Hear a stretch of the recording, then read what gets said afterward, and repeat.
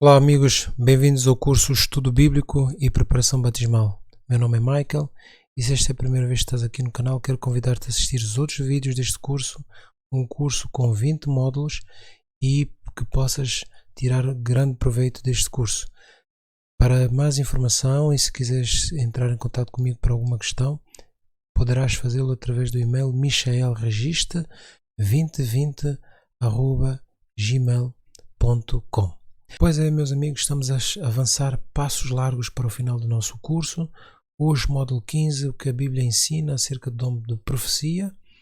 E quero convidar-te a tirar as tuas notas, como sempre, para usares o vídeo sempre que necessário, a leres os textos na tua própria Bíblia com os teus próprios olhos e, se necessário, voltares a ver o vídeo outra vez. No resumo da aula anterior, um breve resumo, porque está ligado com o módulo de hoje, nós falamos da Igreja como uma organização formal e civilmente com um conjunto de crença e sistemas de ensino. E vimos que Deus sim tinha uma Igreja, Mateus 16:18, vimos que a Igreja organizada é importante para a preservação da verdade e cumprimento da missão, Mateus 28:18-20. Vimos que a Igreja não salva, mas é instrumento para levar a salvação. Vimos também que a Igreja de Cristo não é só nome, é ensino da verdade, e vimos que existem filhos de Deus em todas as igrejas, mas apenas uma Igreja de Cristo. E entenda-se, quando se fala igreja, um sistema de crença e ensino que ensinam a verdade de acordo com aquilo que está nas Sagradas Escrituras. Vimos também que estava profetizado que a Igreja no final dos tempos seria uma igreja que guardava os mandamentos de Deus e tinha o testemunho de Jesus. Vimos isso em Apocalipse 12, versículo 17, que dizia: "E o dragão irou-se contra a mulher e foi fazer guerra ao remanescente da sua semente, os que guardam os mandamentos de Deus e têm o testemunho de Jesus." E Apocalipse 19, versículo 10, que nos esclarece o que é essa expressão testemunho de Jesus, dizendo: "Adora a Deus, porque o testemunho de Jesus é o espírito de profecia", que é o tema do estudo de hoje. Este é o Israel, que estava a caminho da igreja. Antes de entrar na igreja, aparece o seu irmão Joel, que com alta voz e muita alegria mandou parar o irmão Israel e disse: "Prezado irmão Israel, eu tenho algo para te dizer. Sou profeta de Deus para a tua vida e profetizo na tua vida que vais ter prosperidade." Prezado amigo e amiga, será que as coisas funcionam assim? Seria essa uma forma de manifestação do Espírito de Profecia conforme lemos há bocado em Apocalipse? Será que cada um pode se intitular profeta sobre a Igreja e os seus irmãos? O que é um profeta? Vamos procurar responder essa questão. Primeiro, vendo que a palavra profeta do grego prohetes é traduzida como aquele que fala em nome de, no caso do estudo de estamos aqui a fazer em nome de Deus. Vemos em Êxodo capítulo 7, versículo 1, o próprio Deus a usar a palavra profeta. "Então disse o Senhor a Moisés: Eis que te tenho posto por Deus sobre Faraó, e Arão teu irmão será o teu profeta." Recordam-se que Moisés tinha um problema enorme em falar. Então Deus disse que Moisés seria como Deus para Faraó e Arão profeta, porque Arão é quem falava com o Faraó, não era Moisés. O texto que lemos se refere exatamente a esse episódio antes de Moisés libertar o povo. Assim também podemos concluir dessa expressão que falso profeta é alguém que não fala em nome de Deus ou diz palavras que Deus não disse. Devemos lembrar também que a noção de falar em nome de Deus significa dizer o que Deus quer que se diga e não usar o nome de Deus para se dizer o que se quer dizer. Até porque, se alguém fala em nome de alguém e disser o que esse alguém não disse, pode estar a incorrer em ser chamado de mentiroso ou estar a mentir. Então, vamos ver agora Deuteronômio capítulo 18, versículos 16 a 19. O ser profeta, a responder à questão o que é profeta.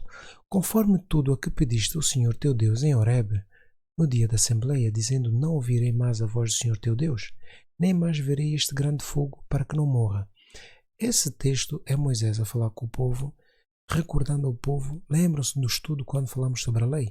Lembram-se de que a lei de Deus, os 10 mandamentos, foram dados de forma audível o povo ficou com tanto medo que pediu a Moisés que não queria que Deus voltasse a fazer uma manifestação daquela, falando diretamente com o povo. Então o Senhor me disse: falaram bem naquilo que disseram. Eis que lhes suscitarei um profeta no meio dos seus irmãos, como tu, e porei as minhas palavras na sua boca, e ele lhes falará tudo o que eu lhe ordenar. E será que qualquer que não ouvir as minhas palavras, que ele falar em meu nome, eu o requererei dele. Então, nesse texto, nós vemos que Deus, a aceitar a necessidade do profeta para que pudesse falar em seu nome para o povo, uma vez que diretamente o povo não queria. Talvez o povo não queria por não ter um coração verdadeiramente entregue a Deus, uma vez que passado alguns dias, depois daquele episódio, estavam a praticar idolatria, não é assim? Portanto, resumindo, é alguém que Deus escolhe para transmitir a sua mensagem de forma especial. Um profeta. Reparem, é Deus quem escolhe, não é a pessoa que se intitula e se escolhe ser profeta. Segundo, a mensagem pode ser para crentes e descrentes. Recordam-se nos slides anteriores, quando falamos de Moisés, a mensagem era para um faraó que não era crente judeu. Mas também nós temos um texto em que Deus falou que suscitaria um profeta para o próprio judeu, a igreja organizada de Deus na terra naquela altura. Terceiro, a mensagem pode ser sobre qualquer tema, não apenas fazer previsão do futuro. Vocês poderão ler o livro do profeta Ezequiel, Isaías e Amós, por exemplo, para ver que eles tratam de vários assuntos sem ser predição. Quarto, deve falar o que Deus mandar, embora ele possa emitir a sua opinião como alguém consagrado a Deus. Quando falar em nome de Deus, deve dizer apenas aquilo que Deus disse. Temos o exemplo de Balaão no livro de Números, capítulos 22 até 24, em que ele tentou usar a função de profeta para falar em nome de Deus, e isso quase lhe custou a vida, porque um anjo apareceu com uma espada na sua mão. Leiam essa história interessante. E por fim, o seu ministério dura toda a sua vida, ou enquanto ele for fiel. Balaão deixou de ser fiel e deixou de ser profeta de Deus. E como é que Deus se comunica com o profeta? Através de sonhos e visões. Podemos confirmar isso no livro de Números, capítulo 12, versículo 6, que diz-nos: E disse: Ouvi agora as minhas palavras. Se entre vós houver profeta, eu, o Senhor, em visão a ele me farei conhecer, ou em sonho falarei com ele. Estão a ver? Então, por sonhos ou visão. E por que é necessário um profeta? Bem, já vimos há bocado uma razão, mas existem mais. Para revelar o que vai acontecer e preparar o povo. Diz Amós capítulo 3, versículo 7.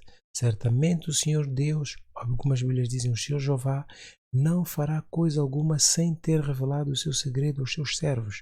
Deus trabalha às claras e quer que o seu povo tenha conhecimento do que vai acontecer. Por isso, dá o profeta.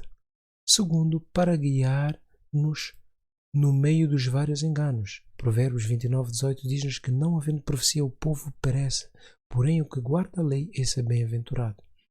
Então, isto é maravilhoso.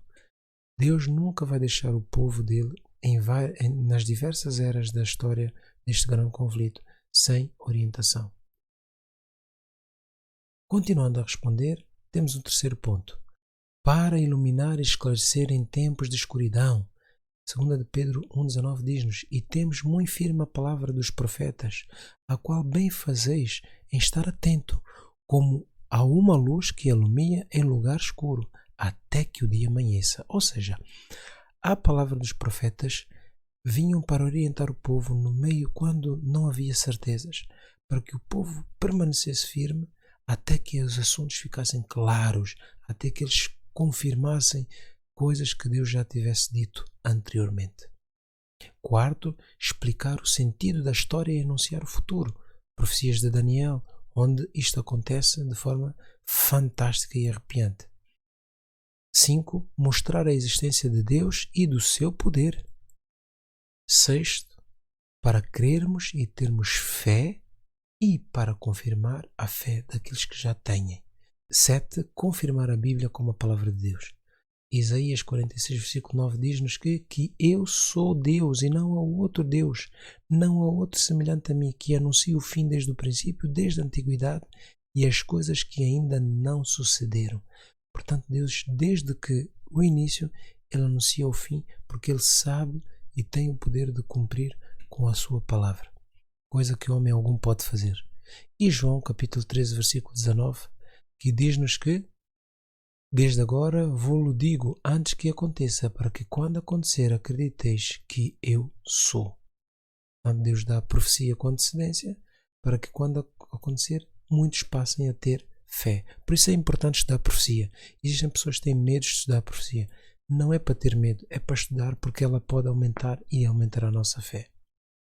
E que mensagem o profeta pode receber? Bem, ele pode receber mensagens de ensino da parte de Deus, para a repreensão, para repreender o povo, mensagens de correção ao povo, alguma coisa que não está a fazer bem e fazer como deve ser, mensagens de encorajamento, encontramos isto na Bíblia, guiar os governantes, o profeta muitas vezes guiava os governantes, e aquela que é mais conhecida por todas as pessoas, previsão de acontecimentos.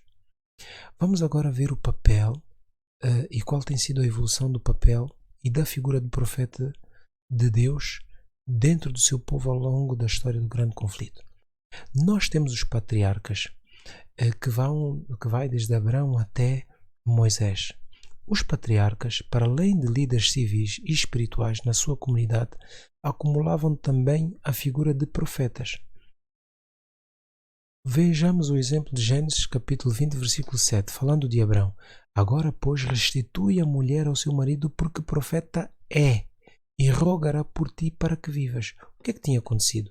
Abraão tinha dito a Abimeleque, quando foram ao Egito, que Sara é sua mulher. Abimeleque viu que a Sara era muito bonita e, de certeza, uma mulher com 90 e tal anos, a Bíblia diz que era formosíssima, ele pega nela para fazer de mulher. Deus não permite e dá uma visão a Abimeleque dizendo que não podia fazer aquilo. Ele não sabia, coitado. E Deus, ao dizer isso, vai dizer que é profeta. Então vemos Deus a chamar Abraão de profeta, porque ele acumulava realmente essa função. E em Números 11, versículo 29, temos a falar sobre Moisés. Porém Moisés lhes disse: tens tu ciúme por mim? Quem dera que todo o povo do Senhor fosse profeta, e que o Senhor pusesse o seu Espírito sobre ele. Okay? Num diálogo que ele estava a ter.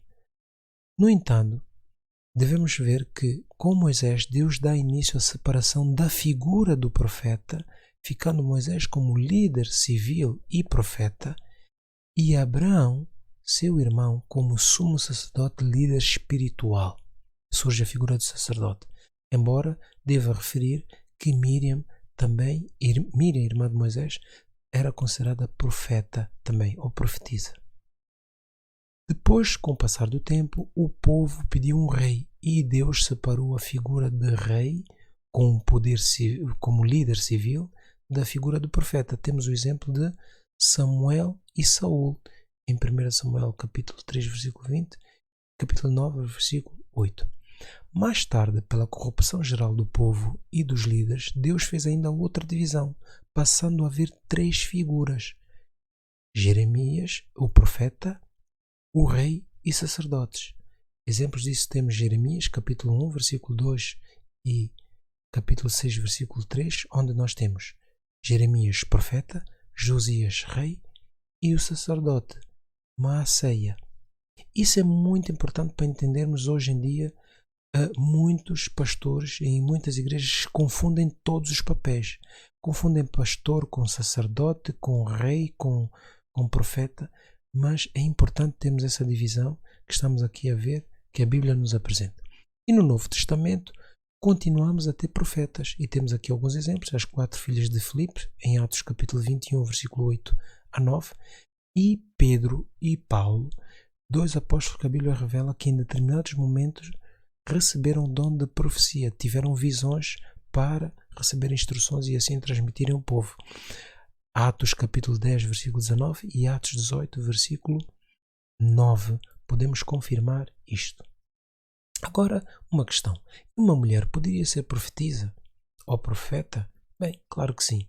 Nós temos o exemplo de Miriam, em Êxodo capítulo 15, versículo 20, Débora, em Juízes 4, versículo 4, Hulda, em 2 de Reis, capítulo 22, versículo 14, Ana, em Lucas 2,36, que a Bíblia diz que era uma profeta, e as 4 filhas de Filipe, já depois do Pentecoste, não é? Em Atos capítulo 21, versículo 8 e 9. Confirma todas essas referências para veres por ti mesmo. Mas Jesus advertiu que haveria falsos profetas, pois Satanás iria procurar sempre fazer a contrafação do verdadeiro. E se existe falso profeta é porque existiriam verdadeiros. Vejam o que é que Jesus disse em Mateus capítulo 24, versículo 5. Porque muitos virão em meu nome, dizendo, eu sou o Cristo, e enganarão a muitos. E ainda disse mais, e surgirão muitos falsos profetas, e enganarão a muitos. Reparam, surgiriam falsos cristos e falsos profetas. Então assim surge a questão, como podemos saber se um profeta é verdadeiro? Vamos ver então agora alguns pontos que nos vão ajudar, de acordo com a Bíblia, a identificar. Existem alguns sinais que o profeta Daniel, no seu livro, relata quando o profeta está a ter visão e que nos poderão ajudar. Existem alguns sinais físicos, tais como perda de força física, Daniel 10, versículo 8, 16 e 17. O profeta fica sem força. Segundo, um estado de inconsciência em relação à realidade que está à sua volta. Quando o profeta está em visão, ele não sabe nada que está à sua volta. Pode acontecer tudo. Ele está em visão. Daniel 10, versículo 17. Falta de respiração. Ele não respira. Daniel 10, versículo 17 também. E por fim, ele recebe uma força sobre-humana. Daniel 10, versículo 18. Todos esses sinais num profeta em visão devem ser verificados. Nós temos, por exemplo, Moisés, que na presença de Deus chegou a ficar 40 dias sem comer ou beber, alimentado diretamente sobre o poder de Deus nesses sinais que nós vimos. Um outro ponto é que o que ele disser tem de se cumprir.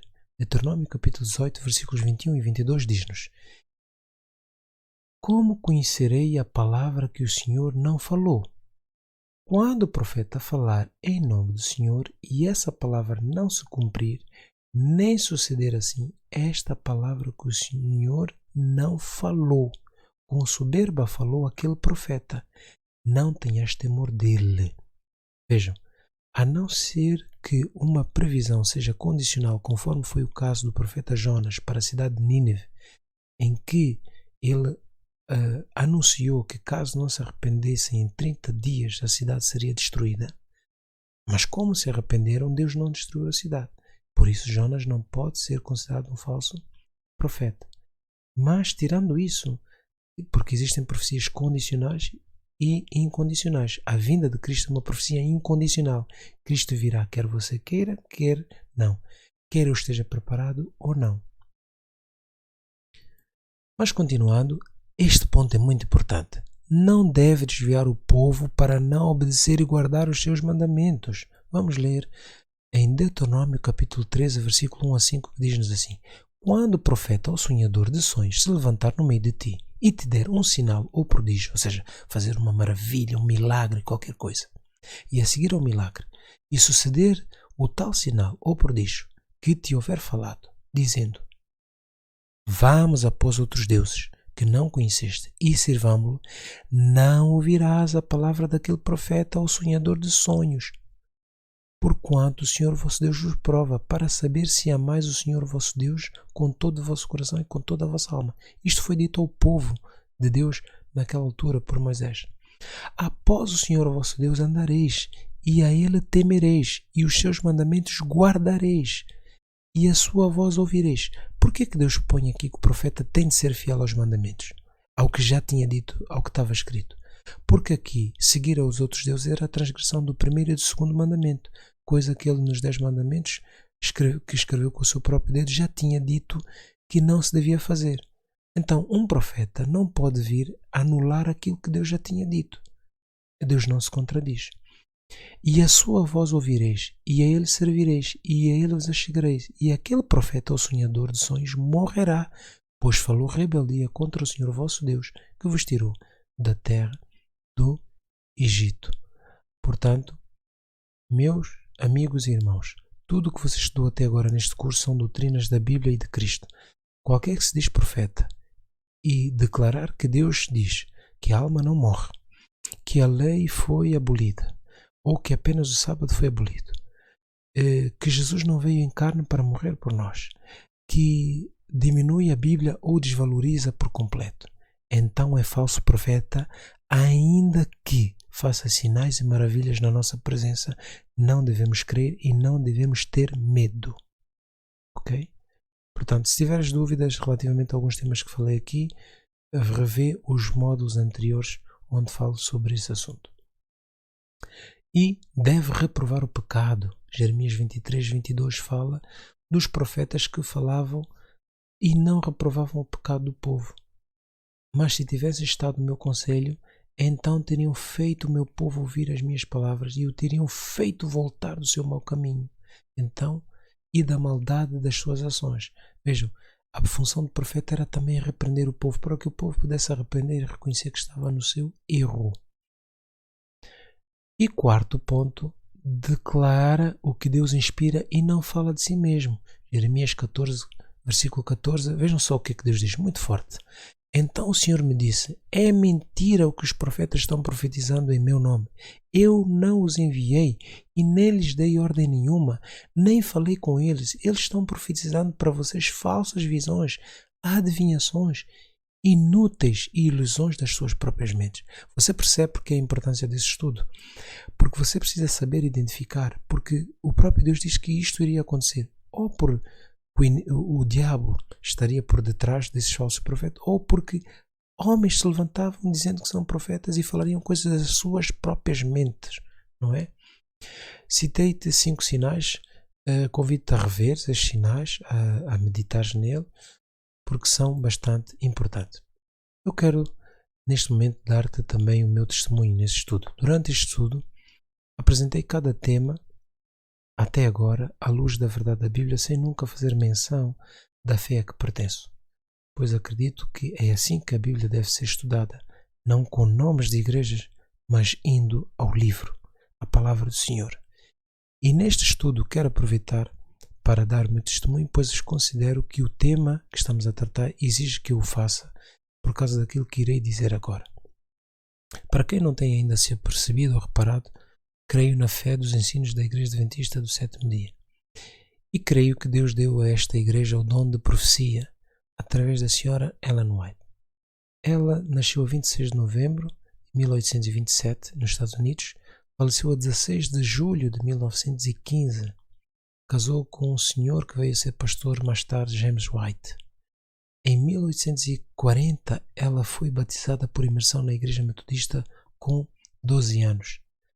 Depois aderiu ao movimento milerista que apregoava a vinda de Jesus, sendo desligada depois da Igreja Metodista por abraçar essas novas verdades que ela estava a descobrir na Bíblia e, mais tarde, juntou-se ao grupo que veio mais tarde a ser conhecido como os Adventistas do Sétimo Dia.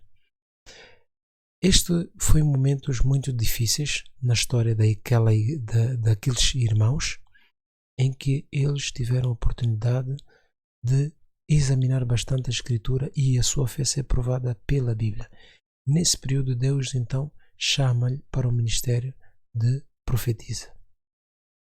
Apenas com o ensino básico, ela escreveu vários livros sobre os livros espirituais, nutrição, medicina, religião, psicologia, família, casamento, profecias, entre outros. Eu já li vários livros delas. E por isso quero partilhar esse testemunho contigo. Se não fosse algo que não considerasse que estivesse de acordo com a palavra, não te recomendaria. Deixo apenas alguns livros que achei importante e que poderás consultar no link que vou deixar agora aí a seguir. O Grande Conflito, que fala sobre as cenas finais do nosso mundo. O livro Educação, qualquer educador e pai deveria ler esse livro. Desejado todas as nações, que fala-nos da vida de Jesus enquanto esteve aqui na Terra, e o Caminho a Cristo, que fala do nosso relacionamento com Deus. Existem muitos outros, mas quero deixar-te este. Ela, quando morreu, todos os escritos foram deixados a cargo de um grupo de irmãos que depois criaram um instituto que é o Centro White, que deixo aqui o site, http://centrowhite.org.br, a versão português deste centro, onde tem muita informação sobre a obra e ministério desta senhora. Deixo duas declarações importantes dela mesma para compreender o que é que ela achava da sua obra. Pouca atenção é dada à Bíblia e o Senhor deu uma luz menor para guiar os homens e mulheres à luz maior. Review Heralds, 20 de janeiro de 1903. Ela queria que o que Deus lhe estava a ensinar para escrever era a luz menor e que a Bíblia, sim, é que deve ser a base da nossa fé. Uma outra declaração está no livro Primeiros Escritos, página 78, que diz-nos: recomendo-vos, caro leitor, a palavra de Deus como regra da vossa fé e prática. Por essa palavra seremos julgados. Nela Deus prometeu dar visões nos últimos dias, não para uma nova regra de fé, mas para conforto do seu povo e para corrigir os que se desviam da verdade bíblica. Assim tratou Deus com Pedro quando estava para enviá-lo a pregar aos gentios. Lembra-se da visão do lençol com os animais imundos, não é? Existe uma polémica a circular na internet, já antiga, se Ellen White era racista. Bem, eu deixo o link aqui e deixarei também na descrição de um artigo do Centro White onde tais declarações são vistas dentro do contexto em que ela escreveu, e quero convidar-vos a lerem na fonte diretamente e não por terceiros.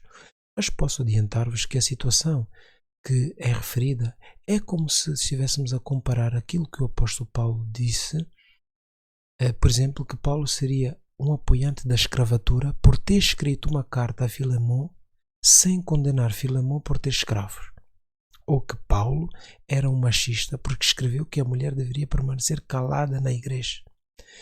Tudo isto tem de ser entendido dentro do contexto da época do profeta, pois há declarações que só se entendem se percebemos o ambiente em que o profeta estava inserido e fez a declaração, e se a mesma era o seu parecer como crente consagrado ou se eram visões da parte de Deus. Um bom exemplo disso está em 1 Coríntios capítulo 7, quando o apóstolo Paulo fala sobre casamentos, e tem uma parte que ele diz: assim diz o Senhor, e há uma parte em que ele diz: agora digo eu, como alguém tendo alcançado a graça de Deus. Então, no que é que nós vamos crer? No que é que você vai crer? Prezado amigo e amiga, irmão e irmã, a Bíblia deixa claro que Jesus não deixaria o seu povo sem direção. Não. E o dom da profecia vem para confirmar a fé na Bíblia. E embora Deus escolha homens e mulheres para exercerem esse ministério, o que mais importa é a obra do profeta, se a obra do profeta está de acordo com os antigos profetas que escreveram a Bíblia. Não pode haver contradição. Mas, amigos, também te digo, se a Bíblia e os escritos dos profetas não forem postos em prática, de nada servirão. Hoje quero convidar-te a fazeres um compromisso com Deus de estudares a Bíblia, e qualquer livro espiritual que não te levar a Bíblia e as suas verdades e a Cristo e aos seus ensinos, que não percas o teu tempo. Gasta o teu tempo ao estudar a Bíblia, ao ler livros espirituais que te levam para Cristo e para a sua verdade. Se é esta a tua vontade e o teu desejo, vamos orar. Querido Deus e Pai, quero pedir a tua bênção para este irmão, irmã, amigo e amiga, para que possa ser transformado pelo poder da tua palavra, e o desejo de estudo da tua palavra possa se transformar em ações práticas diárias para ter tempo com a tua palavra. É o que eu te peço e agradeço, e o poder de Jesus possa estar para que essa palavra possa se pôr em prática na vida dos teus filhos. Em nome de Jesus. Amém. Deixo 2 Crônicas 20:20, que diz: crede no Senhor vosso Deus e estareis seguros, crede nos seus profetas e prosperareis. Estuda esta carta de amor de Deus para ti, que o Senhor te abençoe, inscreve-te no canal, ativa as notificações, partilha, e para alguma questão que tenhas, quero convidar-te a me enviares um e-mail para michelregistro2020@gmail.com. Próximo estudo, nós iremos falar sobre normas de saúde que se encontram na Bíblia, porque Deus quer o nosso bem-estar. Uma boa semana, que Deus te possa abençoar e bons estudos.